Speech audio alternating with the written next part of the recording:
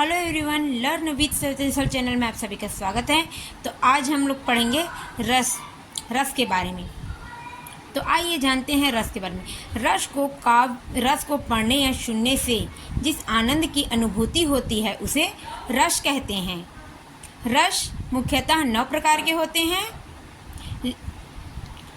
और रस के अंग 4 होते हैं।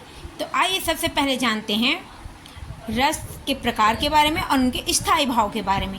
तो पहला है श्रृंगार रस। श्रृंगार रस का स्थायी भाव होता है रति या प्रेम, जिसमें नायक नायिका का संयोग और वियोग बताया गया है। हास्य रस का होता है हंसी या हास, किसी की वेशभूषा को देखकर हंसना। करुण रस है शोक या दुख, किसी चीज़ का समाप्त हो जाना। वीर रस का होता है उत्साह। उत्साह का अर्थ होता है शौर्य पराक्रम, कार्य को करने के लिए उत्साह प्रेरित मिलना। रौद्र रस का होता है क्रोध, किसी की निंदा देशभक्ति का अपमान होता है तो वहाँ पर क्रोध आ जाता है। अद्भुत रस का होता है आश्चर्य विस्मय, किसी चीज़ को देखकर आश्चर्यचकित रह जाना। भयानक रस का होता है भय, किसी वस्तु दृश्य को देखकर डर जाना भय।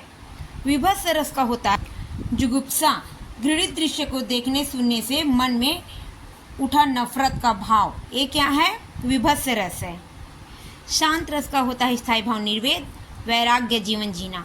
वात्सल्य रस का होता है वात्सलता, माता और शिशु के बीच प्रेम स्नेह का भाव। भक्ति रस का होता है अनुराग, भगवान के प्रति कीर्तन भजन करना, जैसे मीराबाई इसके लिए उदाहरण है।